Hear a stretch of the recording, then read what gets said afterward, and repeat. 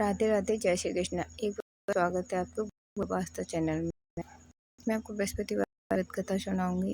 इस बृहस्पतिश्वर रूपी भगवान विष्णु जी की पूजा होती है।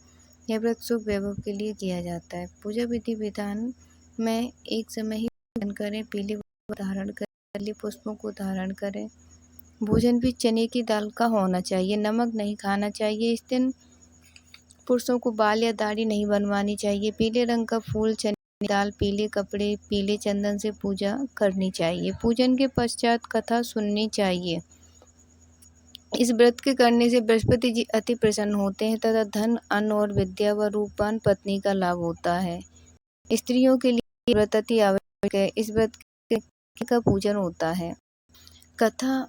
इस गांव में एक साहूकार रहता था जिस घर में अन्न, वस्त्र और धन की कोई कमी नहीं थी, परंतु उसकी स्त्री बहुत ही थी कि किसी भिक्षा को कुछ नहीं देती, सारे दिन घर के कामकाज में लगी रहती। एक समय साधु महात्मा बृहस्पति के दिन उसके घर पर आए और भिक्षा की याचना की। स्त्री उस समय घर के आंगन को लीप रही थी। इस कारण साधु महाराज से कहने लगी कि जिस समय तो मैं घर लीप रही को कुछ नहीं दे सकती, फिर किसी अवकाश के समय आना। साधु महात्मा के हाथ चले गए। कुछ दिन के पश्चात साधु महाराज आए, उससे भिक्षा मांगी। साहू ने लड़के को खिला रही थी। महाराज, मैं करूं, अवकाश नहीं, इसलिए आप भिक्षा नहीं दे सकती। तीसरी बार उसने उन्हें उस तरह से टाला, परंतु महाराज जी कहने लगे यदि तुम कुल ही को भिक्षा दोगी। साधु जी कहने लगे हाँ महाराज, यदि ऐसा हो जाए तो आपकी कृपा होगी। साधु महात्मा जी कहने लगे अच्छा है, एक उपाय बताता हूँ। तुम बृहस्पतिवार को दिन पर उठो, अरे घर झाड़ू लगा एक कोने में जमा दो, घर में चौका इत्यादि मत लगाओ, फिर स्नान आदि करके घर वालों से उस दिन सब हजामत अवश्य बनवाएं। रसोई बनाकर चूल्हे के पीछे रखा करो, सामने कभी न रखो। सायंकाल को अंधेरा होने के बाद दीपक जलाया करो तथा बृहस्पतिवार को पीले वस्त्र मत धारण करो, न पीले रंग की चीजों को भोजन करो। यदि ऐसा करोगे तो तुम्हारे घर का कोई काम नहीं करना पड़ेगा। साहूकार ने ऐसा ही किया।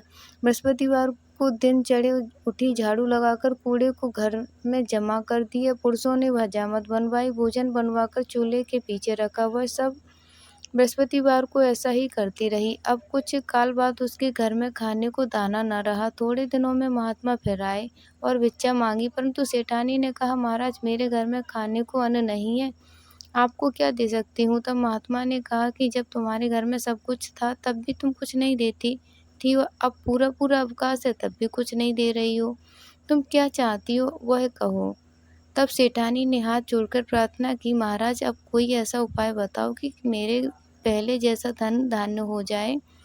अब मैं प्रतिज्ञा करती हूँ कि अब अवश्य जैसा आप कहेंगे वैसा ही करूँगी। तब महात्मा जी ने कहा बृहस्पतिवार को प्रातःकाल उठकर स्नान आदि से निवृत्त हो, घर को गौ के गोबर से लीपो तथा घर के पुरुष हजामत न बनवाए, भूखों को अन्न जल देती रहा करो, ठीक सायंकाल दीपक जलाओ।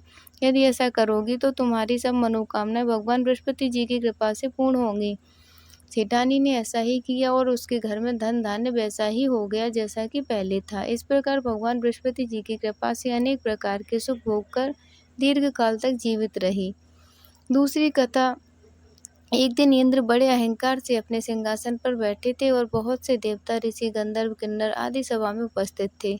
जिस समय बृहस्पति जी वहां पर आए तो सबके सब उनके सम्मान के लिए खड़े हो गए, परंतु इंद्र गर्व के मारे खड़ा न हुआ, यद्यपि वह सदैव उनका आदर किया करता था। बृहस्पति जी अपना अनादर समझते हुए वहां से उठकर चले गए। तब इंद्र को बड़ा शोक हुआ कि देखो, मैंने गुरु जी का अनादर कर दिया, मुझसे बड़ी भारी भूल हो गई। गुरुजी के आशीर्वाद से ही मुझको यह वैभव मिला है, उनके क्रोध से यह सब नष्ट हो जाएगा, इसलिए उनके पास जाकर उनसे क्षमा मांगनी चाहिए, जिससे उनका क्रोध शांत हो जाए और मेरा कल्याण होवे। ऐसा विचार कर इंद्र उनके स्थान पर गए। जब बृहस्पति जी ने अपने योग बल से यह जान लिया कि इंद्र क्षमा मांगने के लिए यहाँ आ रहा है, तब क्रोधवश उससे भेंट करना उचित न समझकर अंतर ध्यान हो गए। जब इंद्र ने बृहस्पति जी को घर पर न देखा तब निराश होकर लौट आए। जब दैत्यों के राजा बृहस्पति को यह समाचार विदित हुआ तो उसने अपने गुरु शुक्राचार्य की आज्ञा से इंद्रपुरी को चारों तरफ से घेर लिया। गुरु की कृपा न होने के कारण देवता हारने व मार खाने लगे। तब उन्होंने ब्रह्मा जी को विनय पूर्वक सब वृतांत सुनाया और कहा कि महाराज, दैत्यों से किसी प्रकार बचाइए। तब ब्रह्मा जी कहने लगे कि तुमने बड़ा अपराध किया है, जो गुरुदेव को क्रोधित कर दिया। अब तुम्हारा कल्याण इसी में हो सकता है कि त्वष्टा ब्राह्मण का पुत्र विश्वरूपा बड़ा तपस्वी और ज्ञानी है, उसे अपना पुरोहित बनाओ तो तुम्हारा कल्याण हो सकता है। यह वचन सुनते ही इंद्र त्वष्टा के पास गए और बड़े विनीत भाव से त्वष्टा से कहने लगे कि आप हमारे पुरोहित बनने की कृपा करें, जिससे हमारा कल्याण हो। तब त्वष्टा ने उत्तर दिया कि पुरोहित बनने से तपोबल घट जाता है, परंतु तुम बहुत विनती करते हो, इसलिए मेरा पुत्र विश्वरूपा पुरोहित बनकर तुम्हारी रक्षा करेगा। विश्वरूपा ने पिता की आज्ञा से पुरोहित बनकर ऐसा यत्न किया कि हरि इच्छा से इंद्र वृषवर्मा को युद्ध में जीतकर अपने इंद्रासन पर स्थित हुआ। विश्वरूपा के 3 मुख थे। एक मुख से वह सोमपल्ली लता का रस निकाल पीते थे, दूसरे मुख से वह मदिरा पीते और तीसरे मुख से अन्नादि भोजन करते। इंद्र ने कुछ दिनों उपरांत कहा कि मैं आपकी कृपा से यज्ञ करना चाहता हूँ। जब विश्वरूपा की आज्ञानुसार यज्ञ प्रारंभ हो गया, तब एक दैत्य ने विश्वरूपा से कहा कि तुम्हारी माता दैत्य की कन्या है, इस कारण हमारे कल्याण के निमित्त एक आहुति दैत्यों के नाम पर भी दे दिया करो तो अति उत्तम बात है। विश्वरूपा उस दैत्य का कहा मानकर आहुति देने समय दैत्य नाम भी धीरे से लेने लगा। इसी कारण यज्ञ करने में देवताओं का तेज नहीं बढ़ा।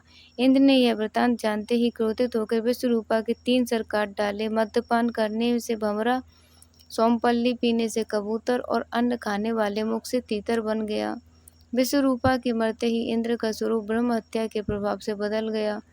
देवताओं के 1 वर्ष तक पश्चात करने पर भी ब्रह्म हत्या का वह पाप न छूटा, तो सब देवताओं से प्रार्थना करने पर ब्रह्मा जी बृहस्पति जी के सहित वहां आए। उस ब्रह्म हत्या के 4 भाग किए, उसमें से एक ब्रह्म भाग पृथ्वी को दिया। इसी कारण कहीं कहीं धरती ऊंची नीची और बीज बोने लायक भी नहीं होती। साथ ही ब्रह्मा जी ने यह वरदान दिया, जहाँ पृथ्वी में गड्ढा होगा कुछ समय पाकर स्वयं भर जाएगा। दूसरा वृक्षों को दे दिया, जिससे उनमें गोंद बनकर बहता है। इस कारण गूगल के अतिरिक्त सब गोंद अशुद्ध समझे जाते हैं।